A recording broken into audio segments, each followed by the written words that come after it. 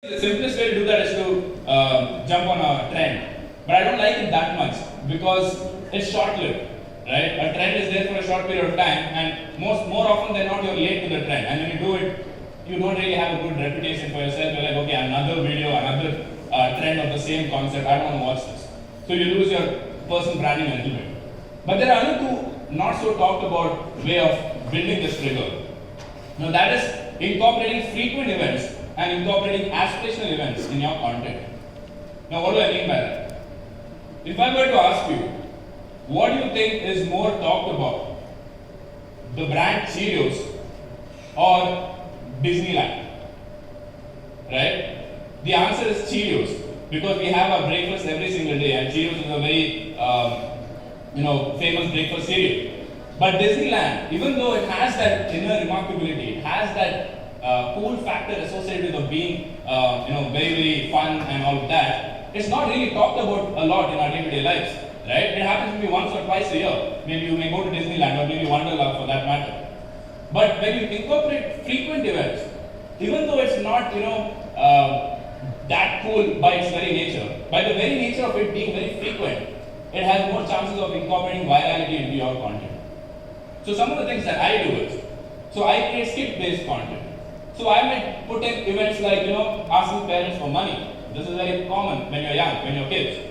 Eating at a restaurant, talking about your weekend plans, talking about your office crush. Now these things are much more frequent in our day-to-day lives. So if you incorporate these sort of events into your scripting or into your video making, it has high chances of going viral. And the last one is aspirational events. How many of you all are thinking about our next vacation? How many of you all are thinking about buying a house? Right? So if I have so many videos which begins with this sort of a hook and reaches 4 million, 5 million views easy, right? And I used to always wonder, why is this sort of a video going viral and not this crazy kick-ass video that I've made in which I'm playing the role of Batman and Joker or Harry Potter or playing scenes from Friends, which requires a lot more effort. But these videos are not going viral because these things are not frequently talked about. This is what's talked about, talking about your office crush, buying a home, going on a vacation. So that's it. It's such a simple concept, and putting these in your videos makes it go viral. Next one is emotions. Now this is a very, very, I would say, not so easy to crack. Why? See, according what they found out is through research that emotions such as awe, humor, anger, these sort of emotions spread much faster than any other emotions. Let me give you an example. I'm sure all of us have seen these videos by NGOs asking you to donate money to a person who is reading through a medical complication, right? How often do you share these videos with your friends and family? Not a lot, because it makes you feel sad. So sadness as an emotion doesn't really make things go viral.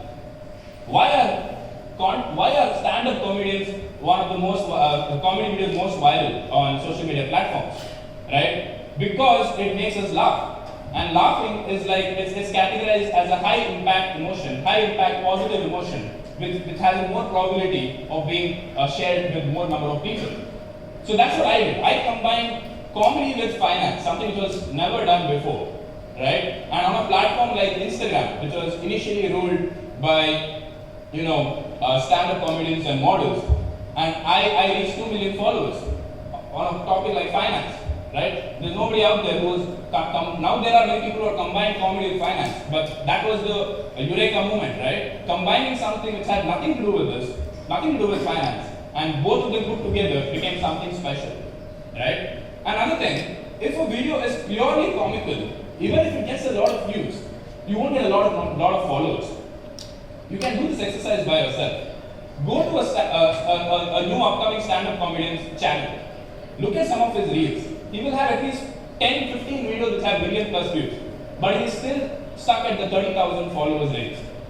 Look at a new educational content creators platform. Even if he has 2 or 3 videos which have hit a million views, he is more likely to be at 50,000 followers. Because when someone feels like they learned something along with having fun, they're more likely to follow that. And that's what brings to our next